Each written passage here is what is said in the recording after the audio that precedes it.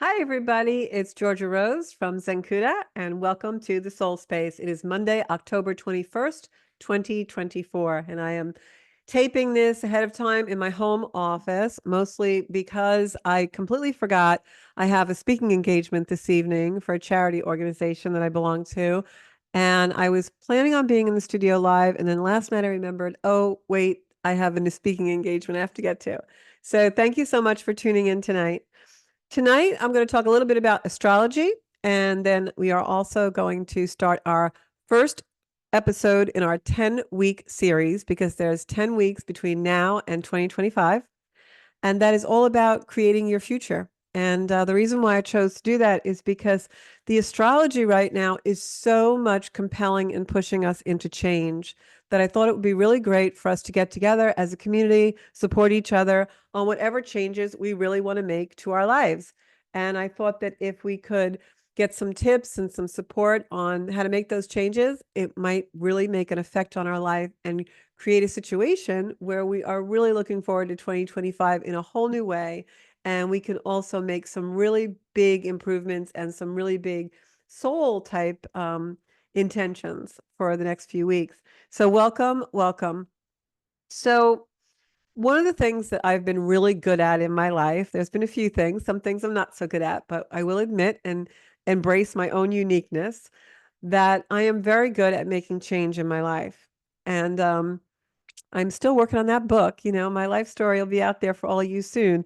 But what I wanted to say is that I'm very good at making change, some of which is at my own hand and initiated because of things that I truly just want to do in my life. And I've changed, my frequency, or I've changed the things that I like, and I find myself wanting to do things differently. And other times I've had to really, change things because I was forced into situations not of my doing and had to either make the best of them or find a new way to do things. So in the next 10 weeks, I'm going to be doing quite a few tips, I guess you could call them, a little bit of inspiration, motivation on the show that helps you make the changes that you want to make in your life. Now, I do coaching in my private time. You can always book that on zencuda.com. I do coaching, I do astrological coaching, all kinds of stuff. But the thing that I'm most good at is really motivating. And sometimes when we're in a situation where we want to make change in our life and we want to create something different, we can't really see the simple effects of small change that lead to the big change. We want to come in and, put everything new and do everything differently, and we want to do it in a very grand way or in a big grand gesture. And we're really missing out on the journey of making the change and what it feels like and those small accomplishments that keep motivating us to go to the bigger stuff. So we'll talk a little bit about that. But first, as I do on every show, just got to adjust my seat a little bit. First, as I do on every show, I'm going to talk a little bit about the astrology. So, as I said, one of the reasons I wanted to do a 10-week series about making change, creating our future, creating change in our own life was because the astrology right now is ripe for change. The astrology is giving us a push. Many of us, and myself included, feel like the things that we used to enjoy are not as enjoyable. Not necessarily in a bad or negative way, just a little bit of dissatisfaction, maybe. But I feel like we're changing, and the world is changing and accelerated very quickly to be all kinds of crazy change that are shocking sometimes that we don't expect. But in our own personal lives, I find that the things that we once enjoyed don't seem so full of joy anymore. We want to do things new. We need more excitement. I'm also seeing that even our friend groups, the people that we used to hang out with or that we used to really enjoy conversation with, aren't really cutting it anymore. It's almost like I know for myself, making small talk is excruciating. I really only want to talk about, important things, things that are meaningful. I want to bring my life to another level of meaning. That's really how I've been feeling these last 6 months. 2024 has been a year for me where I've really been seeking deep, meaningful change, and also the correct use of my energy. And so, what I'm seeing out in the world and with a lot of my clients is the things that were normal to us, that were just, gratifying, really are lacking now. And I think that's because as a species, us humans are becoming more evolved and our frequency is being raised. And so, in order for us to find things that will make us feel more in sync with others or more joyful in our life, we need things that are more meaningful because our frequency has been raised. And the things that used to be that for us and used to be satisfying for us now aren't that way as much as they used to be because our frequency is different. Think about it. It's almost like a marriage, right? When you meet someone and you're young and maybe you're in your 20s and you marry them, your frequencies are the same and you like the same things. But then as you grow and evolve, your frequencies change. So there's going to be times during that union when you're in sync and times when you're not. And so everything in the world is a vibrationary field. Everything is always vibrating. We have a frequency. So throughout our life, we're going to change because our frequency changes. One of the things materialistically for me was I've always owned and driven very expensive cars.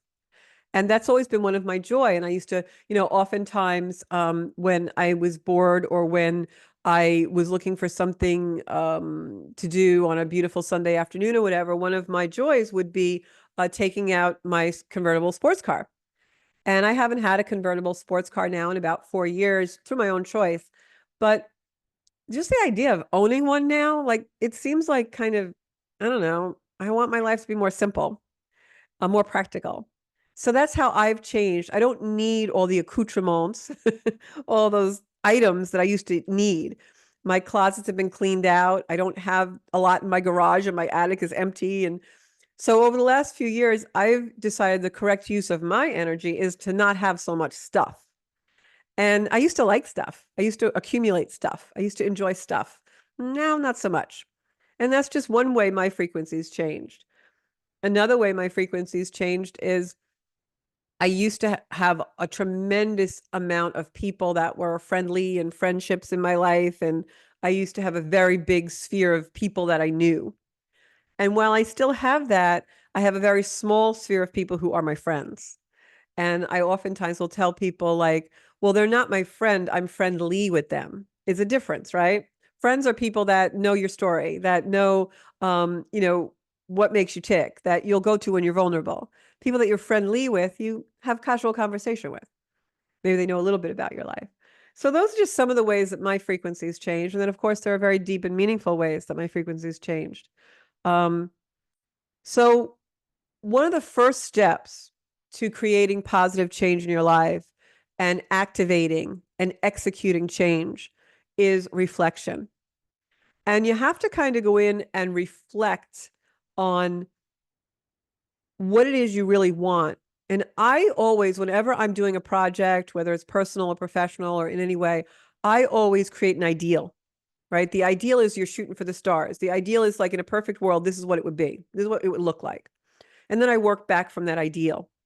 That's part of my Sagittarius energy because Sagittarian, I'm a Sag rising, and we paint with a big brush and then we go back and fill in the little pieces, right? So we're very broad in our thinking. So for me, the first step to creating change is I think of my ideal. Sometimes when I'm going to sleep at night or when I wake up in the morning, I think if I had no restriction, if money was no object, if geography was no object, if relationships were no obstacle, what would my ideal life look like and where would I live and what would I do and how would I spend my time? And I work back from that. And the reason why that's a great thing to do now is because in the next 12 months, we have a tremendous amount of planets changing signs. And that's going to really shift the energy. So I'm going to talk a little bit about the astrology, and then we'll go back to how we can utilize this to create that change and create our future in our own life. And for the next 10 weeks, every week, we're going to focus on one more thing in the step-by-step instructions of how to really create change and make 2025 one of the best years for change that we possibly can. So whatever your goal is, personal, professional, etc., just know that these guidances in the next few weeks will definitely help you. So this week alone, the sun is going into Scorpio, and that happens tomorrow, Tuesday, the 22nd. The sun going into Scorpio, we will feel an energy shift because from Libra to Scorpio is a very different energy. The sun's been in Libra now for a month, and tomorrow it will go into Scorpio. When the sun goes into Scorpio, it's an energy of more deep thought process, more possessive. It's Scorpio is emotional. It's deep. It's the energy of death and rebirth. Scorpio season when the leaves are falling off the tree and they're going into the ground to create compost, right? So it's the idea that we learn about life through death, that cycle of evolution. That's why it's a great time to start on your changes because we can let the things that we no longer need fall to the ground like leaves in order to enrich and compost the new things that we want to create. So when the sun goes into Scorpio, it's a beautiful time to really think about and contemplate and reflect about how we want to change our life and what we want to grow under the surface to come and bloom in a few weeks. It's also a great time when the sun is in Scorpio, especially this year, because we have a new moon in Scorpio coming in on November 1st and 2nd, depending on where you live in the world. And that's going to heighten the Scorpio energy and give us clues and guidance as to what this energy looks like for us as far as nurturing and how we can use it to further our goals. What do we need to go deeply within and become reflective and introspective about that can show us what needs to come up from the surface, what needs to be brought into the light? Scorpio is an energy of light and dark. We just went through a big eclipse season, and Scorpio energy is an energy that not only gives us the idea of from the darkness comes new growth and light, it's also very symbolic of this time of year when, the plants die off. And where I live, I oftentimes go out to the ocean and the dunes and the greenery around the ocean this time of year is all brown. And you can actually see the season change from that beautiful green color and the beautiful seagrass and all the colors of nature and the surrounding bushes and trees and shrubbery. You can see it all, start to become dormant and brown. But what you want to remember about that energy is that under the surface, there's already new life budding. And isn't that what we have to keep in mind when we activate change in our life? We need to let go of certain things and we can grieve or mourn their loss or the transition of those things. But at the end of the day, those things and the wisdom from them can be utilized to grow new things. So we can take what we need forward and let the rest go to dust, right? And that's really the beautiful season that we're in. The days start to get shorter where I am in the United States, and the evenings start to get longer. So we have more time to reflect in the dimly lit times. The lights come on. It's right now where I'm taping this. It's going on about 4 p.m. and it's just starting to get a little bit dusky here because we haven't changed our clocks yet. And so that's a beautiful time when you want to go home and nest and spend time in deep contemplative reflection with yourself so that you can find out what you need to change. And throughout these next 10 weeks, we're going to learn how to actually activate and execute those changes. So with the astrology now, first we have the sun going into Scorpio just this week. And then Wednesday, we have Mars sextiling Uranus.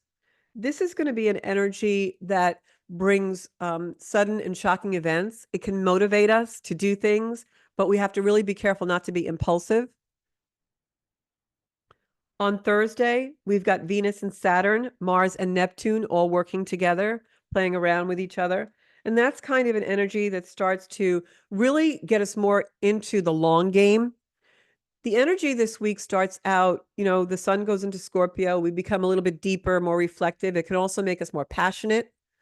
And in that passion, it's also going to reveal to us what we need to let go of because we're no longer passionate about, right? So as the days go forward in this Scorpio energy and the sun highlighting Scorpio energy, and then we have that new moon also highlighting Scorpio energy, it's going to reveal to us where the changes of the cycles are coming, where the energy is shifting from things that we used to be super passionate about to, I don't feel that way anymore. What do I need to find that's new? What do I need to create new for my passions to feel? And then later on in the week, as we go to the weekend, we have some really tough energy coming in. But if we stay and remember that this is all about the long game, not impulsivity, not, oh, I have to do this right away. If it's about the long game, these energy shifts can be frustrating if we don't contemplate them that way. If we contemplate in a more impulsive manner, they can really come through as, oh, I need to do this now or else. And we can get anxiety. Try to stay out of that and realize it's a long game.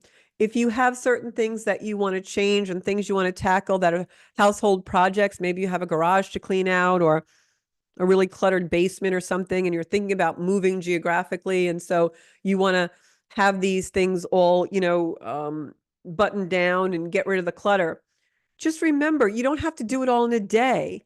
It took you 20, 30 years to get the clutter. It might take you a couple of months to get rid of it. There's no pressure in this energy because it can be like a powder keg, this energy. I'm not even going to go into this week with the elections coming up because there's going to be so much stuff going on that it's going to be very, very unpredictable, is all I'm going to say. But getting back to our own personal change, if we think about the long game and be more methodical, we're really going to be much more successful with the changes we want to inflict in our life. When we try to do things impulsively, we disappoint ourselves because there's no way to live up to a certain expectation that we're going to, pack 10 pounds of stuff in a 5-pound bag or pack, a job that takes 48 hours into an afternoon. And then we end up walking away and never finishing. So remember, give yourself time. If you have something that feels really overwhelming, this is an energy astrologically where you want to bite it off in little increments. Using the analogy of the garage or the clutter that you have to clean out, you're not going to tackle it in one day because you're not going to find solutions in this energy. This is an energy with all of the planets that we have moving around in a very volatile manner. This is an energy where you want to do things very methodically and slowly, and that will make you feel more productive. So instead of trying to clean a house out or a garage out in an afternoon, make a commitment to yourself that whatever your garbage rotation comes or every day, you're going to put 2 items at the curb. And you'll be surprised how quickly it's going to start to get less and less and less. But you have to do it in increments. And every day, tell yourself, I'm cleaning out the garage. I'm working on cleaning out the garage. I'm cleaning out the garage. It's happening. Look, I got rid of something today. And stay in that really, really positive reinforcement. And that's something that this energy is really supportive of, whether it's a diet, an exercise routine, a decluttering, whatever you want to change that is a daily habit in your life. That is the energy and the way to work with it right now. It's very supportive of changing those things, but in small increments. It's really all about the long game. So Wednesday is a very feisty day this week. I will tell you that. We've got the moon and Mars opposing Pluto, which is a very complex and intense energy. So it may be a setback day, it may be the day that if you're trying to diet, you eat something you shouldn't, or it may be the day you skipped cleaning out the item from the garage, or it may be the day that, you didn't do something you were supposed to be doing, or you told yourself committed to wanting to do. That's okay, because there's always Thursday. And so that's how I really want us all to approach these changes over the next 10 weeks, is take the pressure off yourself. Don't allow yourself to be in a pressure where it defeats the whole purpose of getting anything accomplished, because that's what we do to ourselves as human beings. And that also has a lot to do with the way that we've been brought up, the conditioning that we've had from our parents and our loved ones. It really is reflective of that energy and the energy of how are we treated as children? How are we judged? How are we being judged in our life right now? That's really how we're going to set the stage for trying to make change in our life, because we're going to judge ourselves and criticize ourselves. So in this energy, you want to remove that.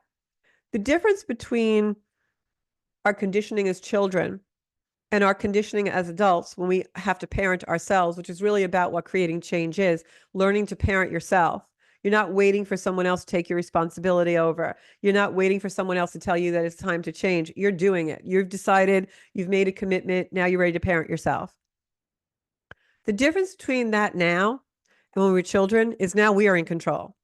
When we were children and we were told, oh, you have to clean your room, or there was some pattern and tradition set up that you were going to carry forward later in life about the way you operate, right? The way you invoke change, your procrastination level, your commitment to discipline.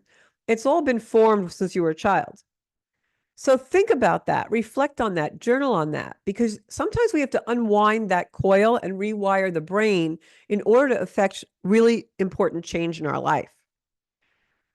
This energy astrologically supports us doing that. And that's why I really want to talk about these things.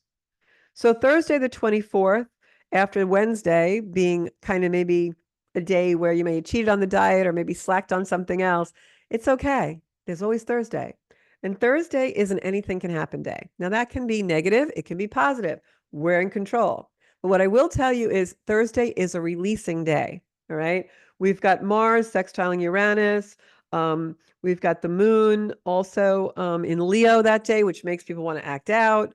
So my advice is for Thursday, the 24th, I would journal after being reflective about what habits were created for me in my childhood that are leading to my inability to make change thus far, or are leading to my procrastination or my weakness with discipline. What were the patterns in my conditioning youth?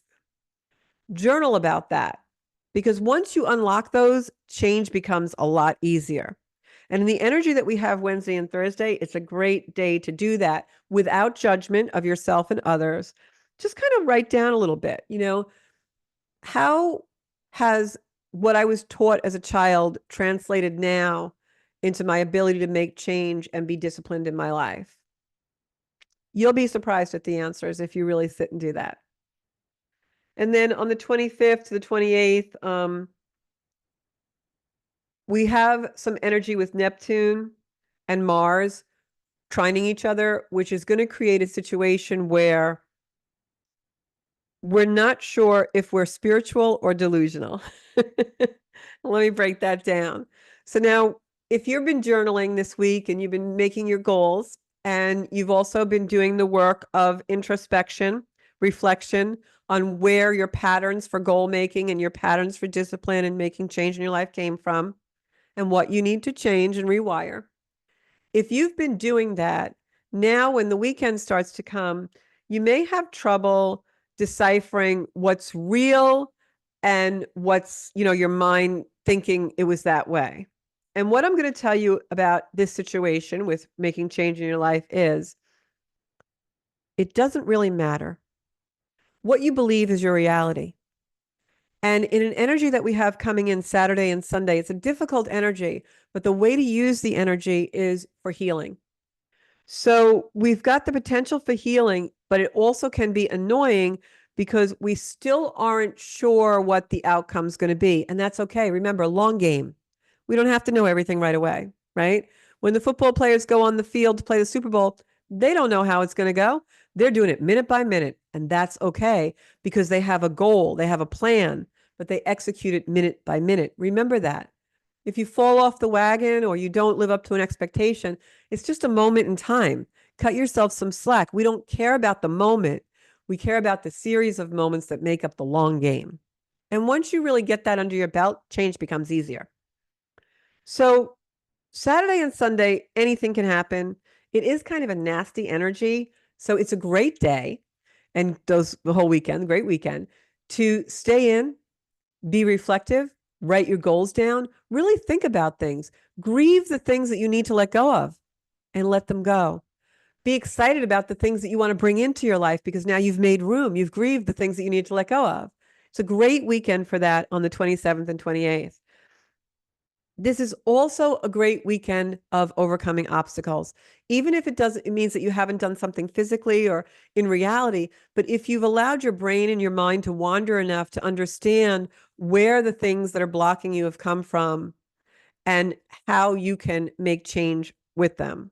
And a great way to really go in depth of this is to work with me on your astrology. And if you want to do that, you can reach me at zencuda.com. So that's how the astrology is going to play out. There's a lot of squares this weekend, and squares are challenges. But what I will tell you is that squares in the chart also mean we have a great opportunity for healing, understanding, compassion, and getting things to move forward, releasing. This weekend is a huge release point for us. And that's why it's a great weekend and a great week to start the process of making change in our life. Because we've got release points, we've got squares showing us where the challenges are. Once they're in the light, we can work with them. When we don't know what they are, when we don't know what our blockages are, we can't really fix them or rewire our brain for them. So that's the energy of this week. And it's really conducive to healing, making change. And the other reason why, just looking at my notes here, let me find them. Somebody's calling. Sorry. The other reason why it's great for making change is because between November and 2025, like I'd say the middle of 2025 around July, almost every outer slow moving planet is going to change signs. Now, when a planet changes sign, you can feel it. The energy switches, it's palpable. Like this week, the sun going into Scorpio, you're going to feel it. You're going to be more contemplative. You're going to want to reflect more. That's why it's a great time to use the energy, Leslie. You're also, if you're in a love triangle or if you're in a volatile relationship, you know, a situationship, you're going to feel possessive. You're going to feel jealous. You're going to not be so laid back. You know, Sun in Libra is all about balance and fairness and diplomacy. Sun in Scorpio, not so much. Sun in Scorpio is about, I want it now. I need you, I must have you, I must possess you. It's about possession. It's about abandonment. It's about loss. It's about death, birth.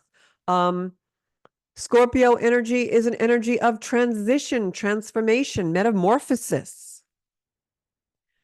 It's a very intense, complex, beautiful energy, but it can also be repulsive. Scorpio is the scorpion burying itself in the dirt so that it can be self-defensive. And it's also the phoenix rising from the ashes. So what better time to start a self-improvement project, a life improvement project, changes in our life. So in the next year, these are the way the planets are going to change. Now, November 19th, which is coming up in 3 short weeks, 4 weeks maybe. Yeah, just over 4 weeks. November 19th, Pluto goes into Aquarius. It has been in a Capricorn since 2008. You've been hearing me talk about that ad nauseum for the last 2 years. Pluto going into Aquarius is a huge, big, fat, hairy deal. It is. It just is. For those Aquarians out there, you're going to have deep, deep change in your life. Not easy, but change. You're going to welcome it. It's going to be wonderful. But as you're going through it, maybe not so much, but that's okay. Pluto in the chart is the soul. Pluto shows us the desire of the soul, and it shows us what we have to transform and where we have to learn our lessons and make deep metamorphic change in order to live our soul's intention. When it changes signs, it's a really big deal because it's going to change the whole culture. It's generational. Pluto stays in Aquarius until I believe it is, hold on one second. Yeah, I believe it's like something like 2040 or something like that. So it's a long time. All right. So it's generational. You know, I am a Pluto in Virgo person. The people born after me are Pluto in Libra. So it's generational planet. It doesn't move often. If your soul has chosen to be alive when Pluto is in Aquarius, there's a reason that your soul chose that. And there's a reason why this is going to be meaningful for you. So Pluto in Aquarius is all about pioneering. It is about new ways of being and new ways of doing. It's science, it's technology, it's innovation, it's community. It is also exclusivity. You know, where you have community, you also have communities which are very exclusive, not very good, right? So Aquarius has a whole different type of energetic field than Capricorn did. The structures that we saw crumble in Capricorn because it's a destructor of the old way in order to bring in the new. Now in Aquarius, all of those structures will take on new life. You'll see new forms of government, new forms of technology, new forms of currency. It's going to be a very exciting 20-25 year period for everyone. But in our personal lives, it also means that we're going to take on more of that type of energetic field. We're going to want to be pioneers. We're going to want to do things differently. We're going to want to let go and release what really doesn't match our energy field anymore and look for the newness. Aquarius is all about embracing our uniqueness, you know, being in community where everyone is completely different and embracing that. So we have a long way to go in this universe before we get to that point. So you can see the trigger points. You can see that this will be release point, but it's just reeks of change, change, change. And then we also have Neptune goes into Aries. So Pluto goes into Aquarius November 19th. Neptune will go into Aries on April 18th. It will stay there until March of 2039. All right. Neptune in Aries, where Neptune in Pisces was all about elusive and spiritual connection and like everything being very ethereal and hard to describe and boundaries are blurred. When Neptune goes into Aries in April of 2025, it's emergence. It's new. It's individuality. It's fire. So Neptune, the thing that governs our connection and our soul energy and our spirituality and our religious beliefs, which has been in Pisces for a very long time and has created all of this new age, you know, floaty, woo-woo. Now in Aries, it goes from water to fire. And now all of those things that we've been learning, that we've been questioning, that we've been like, is that real? Is that true or not true? Is that like, you know, some kind of a elusive veil? Now in fire, it emerges to be real. It's reality. It's individualistic. Then Uranus, which is in Gemini, has been in Gemini now for a little while, has a little more to go till next July in 2025. Uranus will go into Cancer. And Uranus in Cancer is a really different energy. Uranus in Cancer is more heartfelt. It's going to be awakenings of the heart, right? Whereas in Gemini, it was awakening of more physical structures, money, ruled by Mercury, our communication, right? So think about that. When it goes into Cancer, from taking all the wisdom of communication from Gemini, maybe we're going to be able to speak our heart better. Also, it will make us seem like Uranus in Cancer is, I'm sorry, Uranus in Gemini. Uranus has been in Taurus. It's going into Gemini. Erase that. I could bleep it out, except I'm actually taping live. July 7th, 2025, Uranus goes into Gemini. I'm thinking of Jupiter in Gemini. Uranus goes into Gemini from Taurus. In Taurus, it was always about the physical aspects, the money, the structures in our life, food sources, more physical things, the earth, right? Sudden shocking things to do with earth and those kind of things. Now, when it goes into Gemini, it's going to shock up our communication. It's going to make us more able and have awakenings to do with the way we communicate with each other. Compared to the community of Aquarius, Pluto and Aquarius, that's amazing. And Neptune going into a fire sign so that we can like feel it, touch it, it's real. These are going to be amazing times in 2025 and 26. And then Jupiter goes into Cancer. I'm sorry, I misspoke before. Jupiter goes into Cancer on June 9th, 2025. And that's going to change things up because it's going to expand the heart energy. And then last but not least, in May, Saturn goes into Aries. And Saturn is our limitations. Saturn doesn't like being in Pisces. It's too floaty. There's no boundaries. It's Saturn wants to show where the boundary is. And in Pisces, there are no boundaries. So when Saturn goes into Aries in May, it's going to put the boundaries in place. It's going to show us the fire of our lessons. It's going to be the discipline. It's going to give us the drive. It's going to breathe life and fire into where we hold our boundaries. So really, really different energy circulating in our world.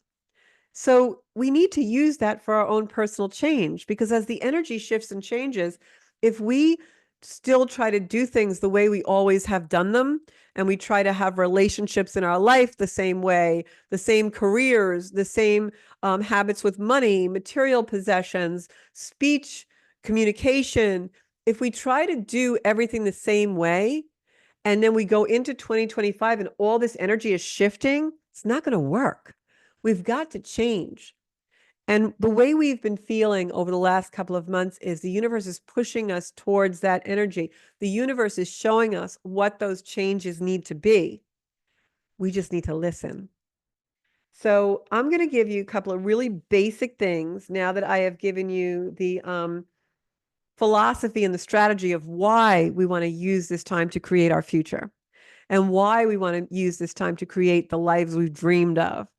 Because Aquarius energy, that Pluto in Aquarius, is going to give us the innovation.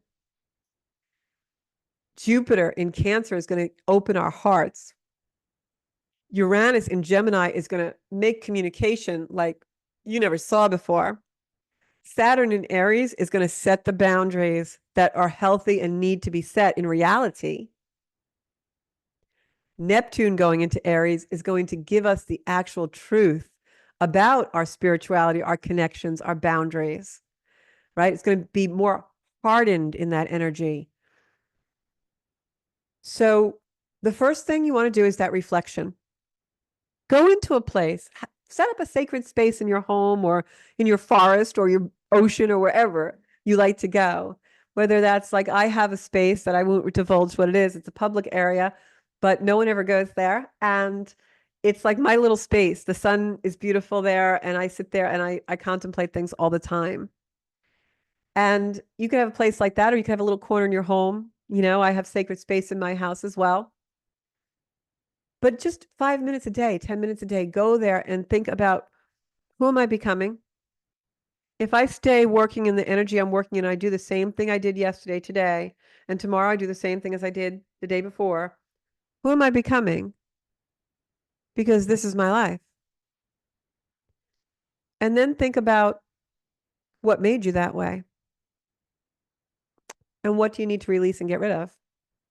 Where do you need to allow that energy to just dissolve? As Neptune is in the final degrees of Pisces, it's going to be very heightened energy for dissolving things. Don't let it dissolve your boundaries. Let it dissolve what no longer serves.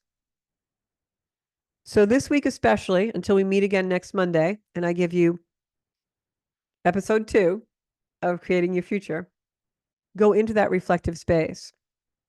Release what no longer serves you. Everyone in the spiritual community says that all the time. It's like a buzz phrase. But what I'm going to say is, think about that. Envision it on a platter being served to you. Do you want it? Would you eat it? Does it taste good? Throw it away. I don't want that anymore. Think about what created that energy in your life and take responsibility for your own doing in that. If it's things from childhood that created certain procrastinations, certain blockages in your life that are preventing you from moving forward, then think about that. It happened, right? I mean, I spent a lot of days in my childhood being told and being reinforced that I wasn't good enough. Is that true now? Hell no. I'm more than good enough. So think about it and then ask yourself, well, is this true now? And if it is, you have no one to blame but yourself. Don't go into the blame, just go into the responsibility of changing it. So that's the first step, is that reflection. What am I becoming? Why am I becoming this? What's holding me back? Where did it originate? What do I need to do to change that pattern? And then ask yourself this: what do I want to become?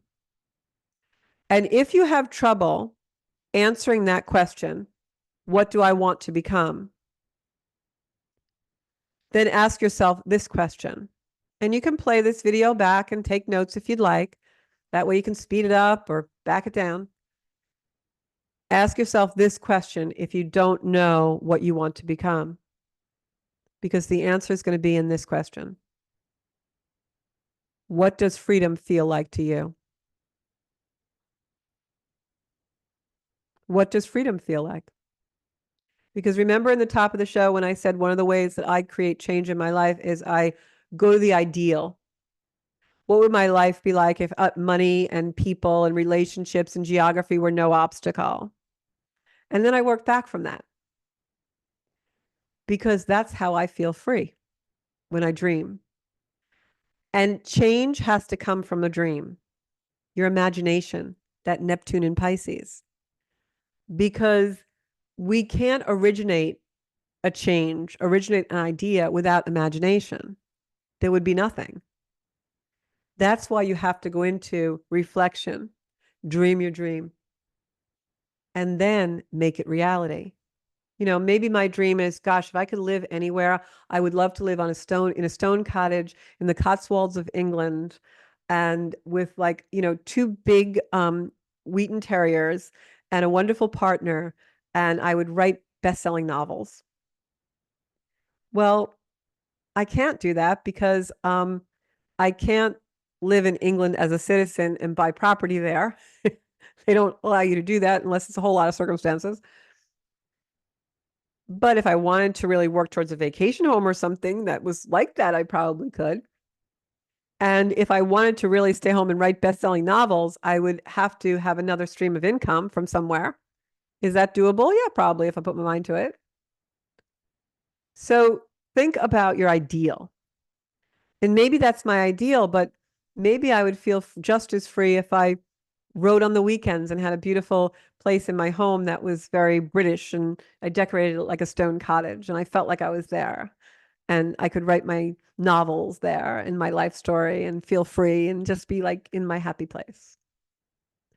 So whatever you want to create for your life, if it's something more deep and more complicated, I'm in an abusive relationship and I need to get out of it, write what that ideal looks like. And then you fill in the blanks and work back from there. So it's really all about setting up that imagination, that dream, and then we build it into more of a reality. Using the example of, an abusive relationship, maybe one of the reasons why you procrastinate and stay is because you were told as a child that you weren't worth anything. Is that true? No. So you have to work on that. And that's a long process. Maybe you stay because of financial reasons. And maybe there's something that you can do about that. Maybe you can get a job or try and get out from under, or maybe there's someone who could help you, or maybe there's a safe place that you can go to. Maybe your fear is holding you back. If it's a job that you need to change, what is it that's holding you there? Is it your belief system? Is it financial pressure? What is it? Because it's not the physical changing of the job you need to work on. It's the thing holding you to it. So remove the pressure from that, and every day do something towards that, right? Every day do something towards that. It's the small steps. Remember, long game, long game. First step is spending time alone. Who am I becoming?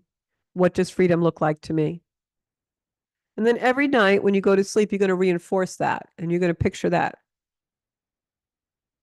And now I'm going to give you the practical part. That's all the mindset. But there's also a practical part that joins into the mindset, which is very, very important to do. And the reason why I didn't give you these simple things first is because if you're not in the right mindset, it doesn't matter. You've got to do the reflection part and the dreaming part and the regression part of where did this actually come from? Where does my procrastination habit come from? Where does my lack of self-discipline come from? You've got to do that part first, because if you don't get the right mindset, you can't accomplish anything. I have sales agents who sometimes will spend a tremendous amount of money with a coach, and the coach is going to tell them, make 20 calls a day and call them every day. Did you make your calls? Did you make your calls? And what I can tell you is they're wasting their money if their head's not on right. If you don't have the proper mindset, it doesn't matter what action you take. It's not going to bear fruit unless you have the right mindset. So here's a really, really simple way to get yourself in the right mindset. Get up an hour early every day, an hour earlier than whatever you're getting up. And I know for some of you that's going to be early. I get up at 6 a.m. every day. If I started to get up an hour early, it would be 5. I could do it.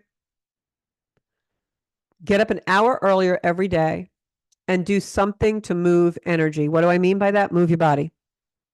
If you go to a gym, go to a gym. If not, put on some wonderful music and dance around your living room for 10 minutes. Do push-ups, do sit-ups, do a walk around the block, walk around your property, walk to the corner and back. Every day, get up an hour earlier and move the energy. When we don't move our body, we stay stagnant. We don't change. It's very hard for us to affect change if energy is not moving in our life. If you're sedentary, I guarantee you're going to be on the same couch a year from now. So wake up an hour early and move your body. Even if that is something where, you love the sunrise, you love whatever, and you get up and you just go to local park and you walk around once, twice, you take 10 steps. I don't care. More than what you're doing now. Get up an hour early and move your body. And next Monday, I want to hear your comments of the people who've done it, because something so simple changes your whole world. And I'm talking from personal experience.